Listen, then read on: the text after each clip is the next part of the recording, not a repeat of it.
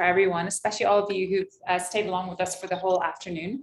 It's been incredibly interesting and very fast paced. So I think if you ever want to recommend to anyone to get a real crash course in modeling or what's been going on over the pandemic, send them to the Field's website. You're going to find almost all of these sessions have been recorded. So it's been very interesting for me, and I'm really delighted with how much we managed to do over this very difficult period. And remember that everyone's been working online and they've been collaborating very effectively from the safety of their own homes. And this is a very different working environment that many people weren't used to. And just how important this modeling work has been for public policy and decision makers. And really people were very much in the dark, and they were able to use these very sophisticated mathematical techniques to try and answer very difficult questions. And this is a great support for people desperately trying to find answers or to work out what to do. And for sure, whatever is coming next for us, whether it's just a continuation of this very difficult pandemic, or whether it is another human threat to human health or animal health, mathematical modeling has made huge increases over these 2 years in our understanding. So it's really great to have everyone here. Thank you so much for all the speakers and presenters.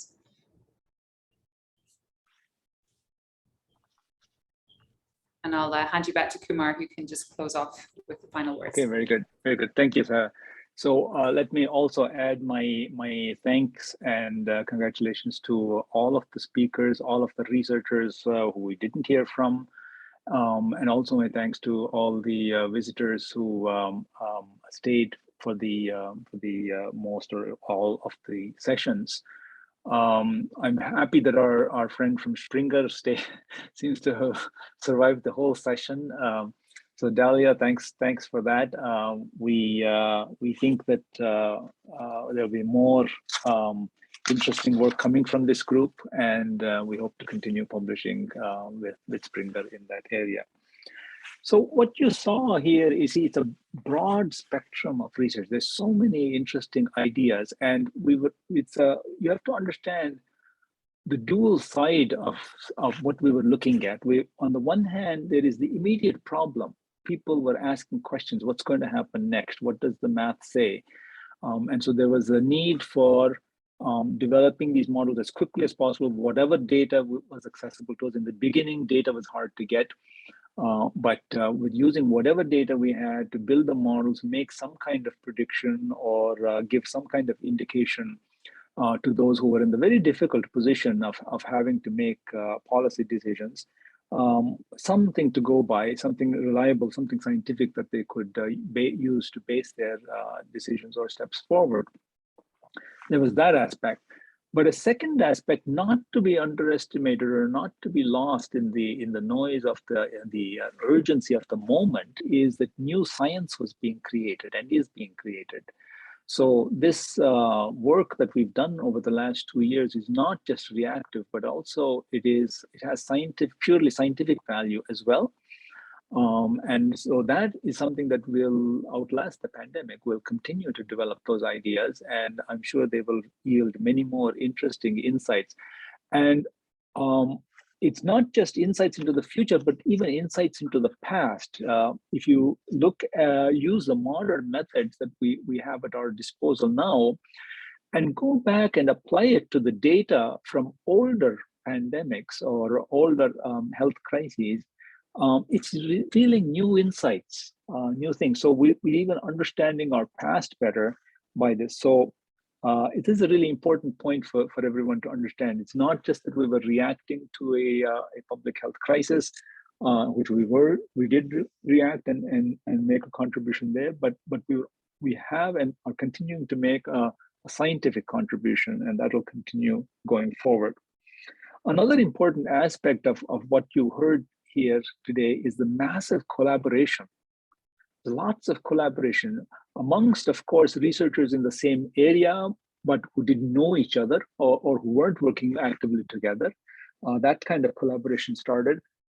Also with people outside of our traditional field, they're not mathematical modelers, maybe they're working in public health, but the collaboration there, which is very necessary to get realistic and meaningful results, That is also an important aspect of what you saw here today. And what we published in the first volume that was released by John Hong Pu earlier today is just a small fraction of the work. And our plan is to publish at least 2 more volumes. One on the way the pandemic relates to EDI issues. I think there's a lot of new things that have been lessons that have been learned in that aspect.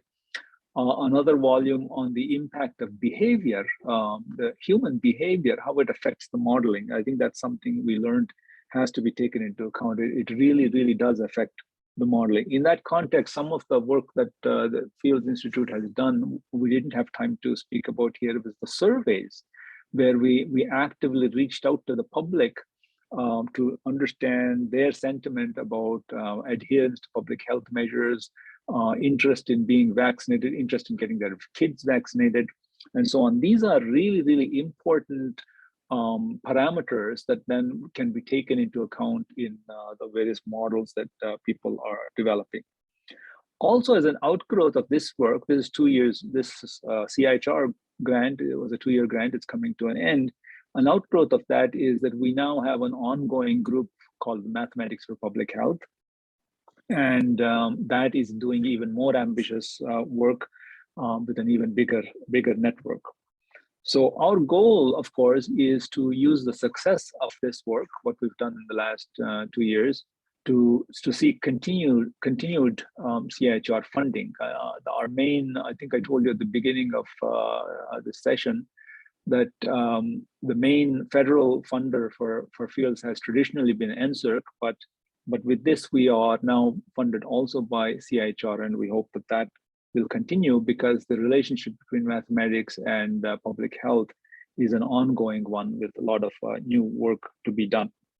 So that's basically what I wanted to leave you with. These are the thoughts I wanted to leave you with. One is that the science is real. The new science is being discovered, and it will be continuing to be discovered. We've built new bridges in terms of collaboration. We are producing interdisciplinary volumes that will be of interest to several different communities, and that all of this suggests that there should be a permanent or ongoing relationship between CIHR and the math institutes. Once again, congratulations to all of the speakers, all of the researchers for their work and their contributions. And to all those who are attending, thank you very much for your interest, and do stay in touch. By the way, one more aspect that I didn't mention is that we have to communicate what we're doing to the general public, and that also was done through several What the Numbers Say events organized by the Field Institute. So anyway, all told, there's a lot to celebrate here, a lot to be proud of, and a lot to think about, keep in mind as we go forward. So once again, thanks everybody, and we will meet again in some other format.